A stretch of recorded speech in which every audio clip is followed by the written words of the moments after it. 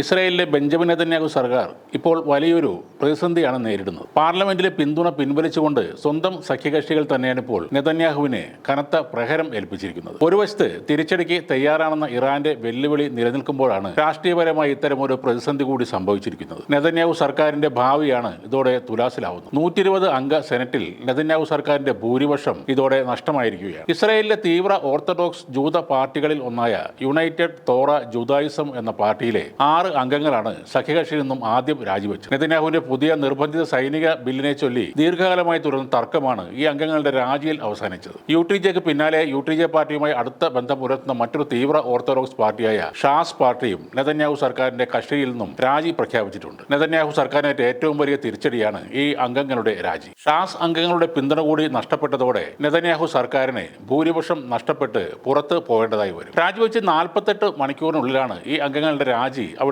പ്രാബല്യത്തിൽ വരുന്നത്. ആ സമയത്തിനുള്ളിൽ, അതായത് 2 ദിവസത്തിനുള്ളിൽ എന്തെങ്കിലും ചെയ്യാൻ കഴിഞ്ഞാൽ മാത്രമേ ഈ സർക്കാരിനെ നിലനിർത്താൻ ബെഞ്ചമിൻ നെതന്യാഹുവിന് സാധിക്കുകയുള്ളൂ. ഇനി ഇസ്രായേലിന്റെ ചരിത്രം പരിശോധിച്ചാൽ തന്നെ അപൂർവം സർക്കാരുകൾ മാത്രമാണ് നെസറ്റ് എന്നറിയപ്പെടുന്ന പാർലമെന്റിൽ കാലാവധിയായ 4 വർഷം പൂർണ്ണമായും തികച്ചിട്ടുള്ളൂ. ഒരു തെരഞ്ഞെടുപ്പിലും ഒരു പാർട്ടിക്കും ഇതുവരെ സമ്പൂർണ്ണ ഭൂരിപക്ഷം നേടാൻ സാധിച്ചിട്ടുമില്ല. അതിനാൽ വിവിധ പാർട്ടികളുടെ സഖ്യത്തിലൂടെയാണ് അവിടെ സർക്കാരുകൾ രൂപീകരിക്കാറുള്ളത്. പലപ്പോഴും പ്രധാനമന്ത്രിമാർക്ക് വിഭാഗീയ ആവശ്യങ്ങളും സഖ്യങ്ങൾക്കുള്ളിലെ ഏറ്റുമുട്ടലുകളും നേരിടേണ്ടി വന്നിട്ടുണ്ട്. ഭിന്നതകൾ ഉണ്ടാകുമ്പോൾ ഇത്തരം സഖ്യങ്ങൾ പെട്ടെന്ന് തകരുകയും സർക്കാരുകൾ വീഴുകയും ചെയ്യാറുണ്ട്. ചരിത്രം ശരിവെക്കുന്ന രീതിയിൽ അതേപോലെ തന്നെയാണ് ഇപ്പോൾ നെതന്യാഹു സർക്കാരും നീങ്ങുന്നത്. തെരഞ്ഞെടുപ്പ് നേരത്തെ വരാതിരിക്കാനാണ് നെതന്യാഹു ശ്രമിക്കുന്നത്. എന്തായാലും 2026 അവസാനം വരെ ഇലക്ഷൻ ഉണ്ടാകാൻ സാധ്യതയില്ല എന്നാണ് രാഷ്ട്രീയ നിരീക്ഷകരും കണക്കുകൂട്ടുന്നത്. 2019 മുതൽ ഇസ്രായേൽ 5 ദേശീയ തെരഞ്ഞെടുപ്പുകൾ നടത്തിയിട്ടുണ്ട്. നെതന്യാഹുവിന് നിർണായക വിജയം നൽകിയ അവസാനത്തേത് 2022 നവംബറിലാണ് നടന്നത്. എന്നാൽ ഇപ്പോഴത്തെ മാറിയ സാഹചര്യത്തിൽ ഒരു ഇലക്ഷൻ ജയിക്കുക എന്നത്